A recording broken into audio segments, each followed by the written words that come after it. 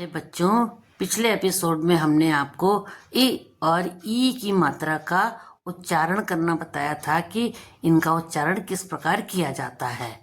आज हम आपको बताने जा रहे हैं कि ई और ई की मात्रा के गलत प्रयोग से शब्द का अर्थ कैसे बदल जाता है। देखिए, ई और ई मात्रा के गलत प्रयोग से शब्द का अर्थ पूरी तरह बदल सकता है, जिससे वाक्य और अभिव्यक्ति में भी भ्रम उत्पन्न होता है। अर्थात जो बात हम कहना चाहते हैं वो बात भी भ्रमित हो जाती है कि हम कहना क्या चाहते हैं जब हमने मात्रा में अगर अंतर कर दिया है तो। जैसे उसका उदाहरण क्या है, गिरी। गिरी का अर्थ होता है गिरना। गिरना जो है वो गिर क्रिया का भूतकाल है। जैसे पुस्तक जमीन पर गिरी, तो ये गिरने से इसका अर्थ निकलता है। और दूसरा है गिरी, रा में छोटी की मात्रा हो गई तो इसका अर्थ हो गया पर्वत। पर्वत मीन्स पहाड़, वह नीलगिरी पर्वत है। दोनों का अर्थ मात्रा के बदलने मात्र से बदल गया। इस प्रकार हम देखते हैं कि मात्राओं का हिंदी में कितना विशेष महत्व है। अब आता है दूसरा शब्द दिन। दिन का अर्थ होता है दिवस या रोज। हम प्रतिदिन खाना खाते हैं। और दीन का अर्थ होता है गरीब या निर्धन।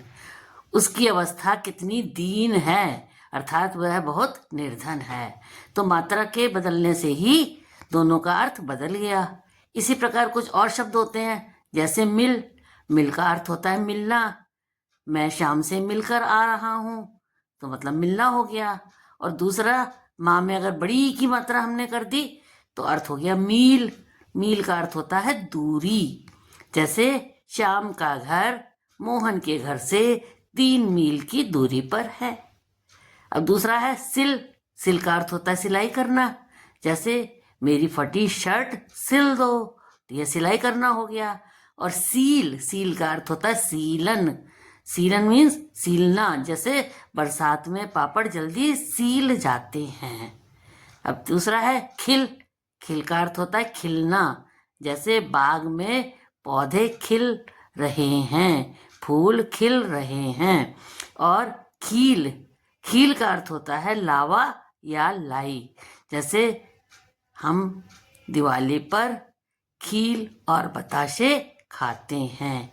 इस प्रकार हम देखते हैं कि मात्राओं के प्रयोग से या मात्राओं की गलती करने से शब्दों का अर्थ किस प्रकार परिवर्तित हो जाता है। अगले भाग में हम आपको कि और की मात्रा का अंतर और भेद बताएंगे कि दोनों के शब्दों में किस तरह से मात्रा परिवर्तन करने से अंतर आ जाता है। धन्यवाद।